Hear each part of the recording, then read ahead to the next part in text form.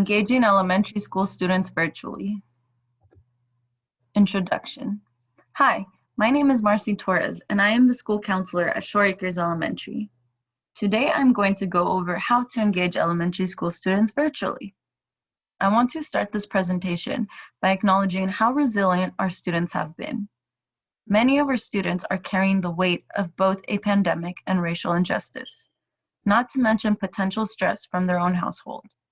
Distance learning for some students can lead them to feel isolated, which can play a factor in making them feel demotivated. With all of this noted, it is important to make school as fun and engaging as possible. But most importantly, let the students know you care. It's the little things that make a difference. Two simple and engaging factors that can make a difference is your background and how you present yourself. Try changing up your background to make it fun and interactive. When I first started meeting with students online, I was recording my Zoom meetings from my desk. And as you can see from the picture right here, there's not much going on. So I slowly started moving to a different table and I started decorating my background and added stuffed animals.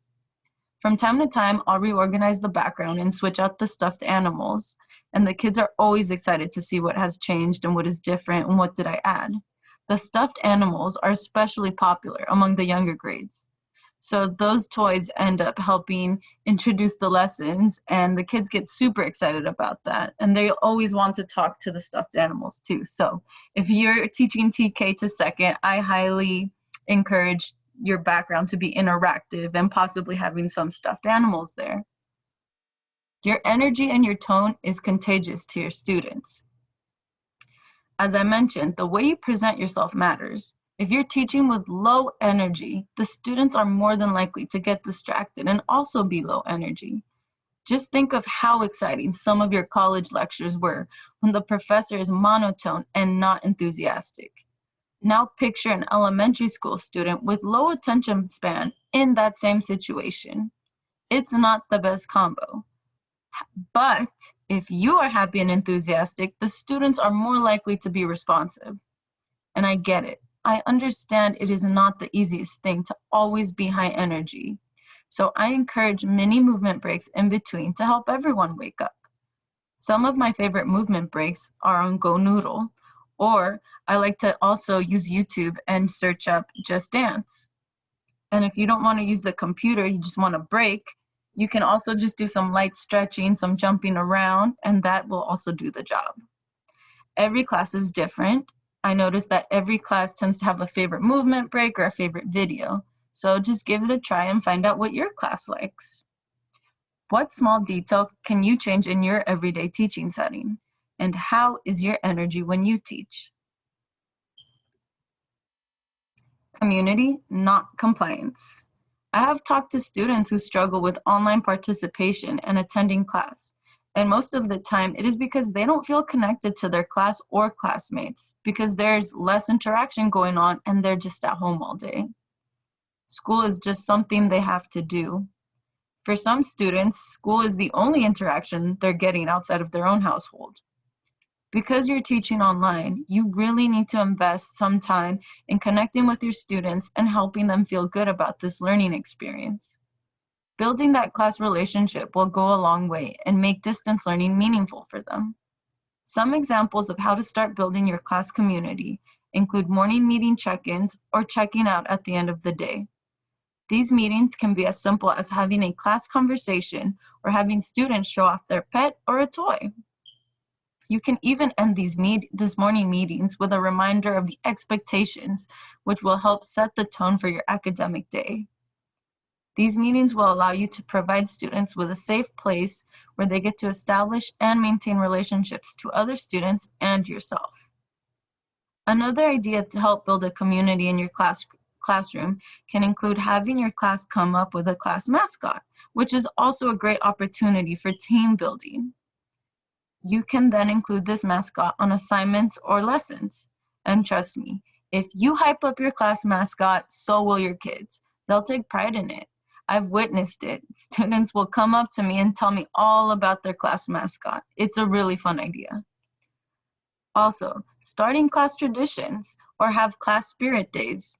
These are fun activities that are unique to your classroom, and the kids will feel connected to each other because you guys are the only ones doing this. And this is also a great topic for your class meetings. What makes your class community unique? Learning can be fun. Yes, it can. During distance learning, you are working to keep up with the attention of all the students in your class, which is a limited resource. What makes it hard is that there may be distractions at home, whether it's a family member talking, a car pulling up, or a pet. So while all these factors are going on, they are also trying to pay attention to you. So every day, your students are multitasking with their attention, making it hard for them to retain the information you're teaching. So here are some tips that might help. Avoid lengthy explanations and slides with too much text. Try breaking down your lesson into small and easily digestible chunks. This will help the students follow the lesson along. Set goals for your students and help them stick to them by reminding them of their progress. This gives them a sense of purpose. When it comes to long-term goals, going too far into the future might not be effective, but try taking time now and then to check in with your student and set goals together for the next month, next 3 months, or 6 months down the line. Include some words of affirmation or positive reinforcements, such as badges, points, playing games for finishing tasks, or working hard during a lesson. Also try virtual stickers.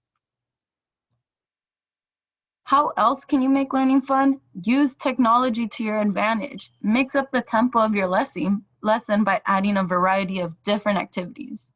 For example, instead of always reading a book to your student, how about you share the screen and either have yourself pre-recorded or have somebody else read the story to them. You can also use games like Kahoot as a fun way to quiz the students on what they've learned. You can also use the breakout rooms and have students create little Google Slides and share with the whole class. I've noticed Google Slides are very popular among the older grades, so try that out for sure. A simple trick to make lessons more appealing to students could just be to incorporate their interests. Find out what your students' favorite cartoons are. Find out if they're into memes or video games. What's their favorite animal? And use that in your lessons. And remember, give yourself and your students a short break every now and then when it is needed. It'll make a huge difference. Communication with the families. The more support a student has, the better. That's why I highly encourage communication with the families. Let the caregivers know about the class expectations and what is expected from students.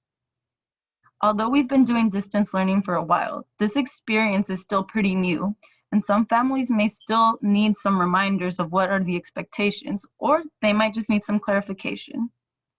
Ask caregivers to also provide feedback on how the student is doing.